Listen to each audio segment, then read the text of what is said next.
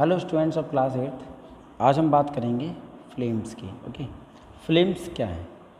तो देखो, जैसे कि तुमने देखा होगा कोई बर्नर है, जल रहा है, या कैंडल है। यहाँ ये डायग्राम में देख रहे हो, कैंडल जल रही है। तो ये जो गैसेस का एक कलेक्शन है यहाँ पे, ठीक है, जो बर्न हो रहा है, इसको हम फ्लेम कहते हैं। ठीक है, You might have been observed that many of the substances burn with the flame while others do not produce flame during a combustion। तुमने अक्सर देखा होगा कुछ चीज़ें जो जलती हैं वो फ्लेम के साथ जलती हैं, कुछ विदाउट फ्लेम जलती हैं। ठीक है, अब ये कब होता है सुनिए।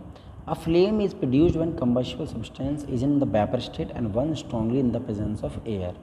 फ्लेम कब बनता है? जब combustible substance वेपर स्टेट में आ जाता है। वेपर स्टेट में जल रहा है, अगर वेपर स्टेट में जल रहा है, जैसे कि ये कैंडल वाला है, वेपर स्टेट में आके जल रहा है, तो ऐसा होने पर ये फ्लेम के रूप में चलता है। ठीक है, most of the combustible substance are volatile, that is they form vapour easily and when heated. मतलब जो सब्सटेंस होते हैं ज़्यादातर वो वोलेटाइल होते हैं और वेपर फॉर्म में आके आसानी से जलने लगते हैं। Okay, if you look at the flame produce by kerosene lamp, spirit lamp, candle, Bunsen burner, kitchen stove, you will find some difference in the colour of these flames.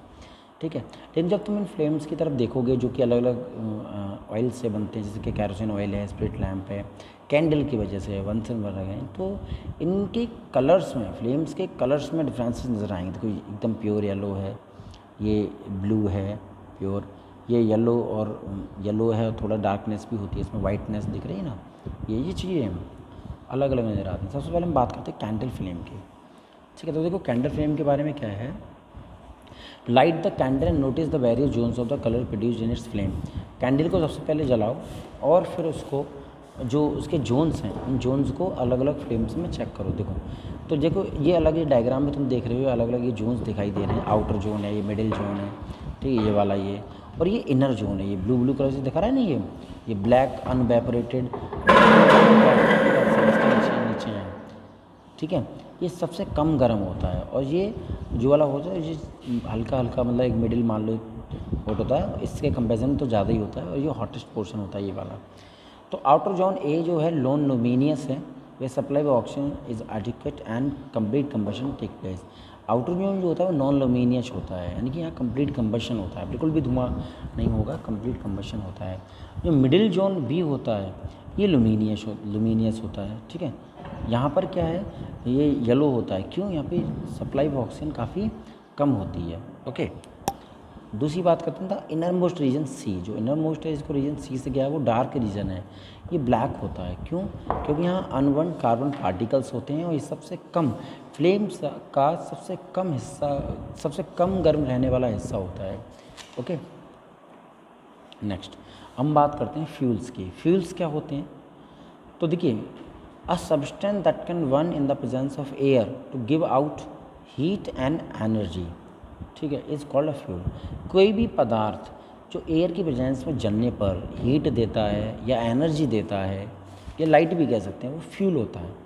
ये solid हो सकता है, लिक्विड हो सकता है, gas हो सकता है। सॉलिड जैसे कि कोयला है, लिक्विड जैसे कि पेट्रोल है, और गैस जो हमारे घरों में सिलेंडर में गैस होती है वो है। Fuels play a important role in our daily life. जो ईंधन होता है हमारे जीवन में बहुत महत्वपूर्ण भूमिका निभाता है। A major part of energy requirement is meet by burning fuel.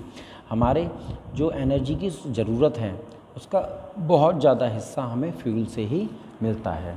ठीक है, नेक्स्ट हम बात करते हैं characteristics of ideal fuel. Ideal fuel के बारे में। ठीक है, तो जो आइडियल फ्यूल है, एक्सपेंसिव, महंगा नहीं होना चाहिए, आसानी से स्टोर किया जा सके, कम जगह घेरे ऐसा होना चाहिए, हार्मफुल गैसेस कम प्रोड्यूस करे, बिल्कुल ना करे, या जो ऐश जो होता है, कचरा होता है, वो ना रहे, हाई कैलोरीफिक वैल्यू होनी चाहिए, तुरंत आग पकड़ ले, इग्निशन टेम्परेचर कम होना चाहिए, जैसे कि पेट्रोल है उसका इग्निशन टेम्परेचर कितना कम है कि तुरंत आग पकड़ता है, और तो और बहुत आसानी से सुरक्षित रूप से जले, जहाँ कोई खतरा ना हो, और नॉन वोलेटाइल मैटर हो, यानी कि ज़्यादा डिस्टर्ब ना हो।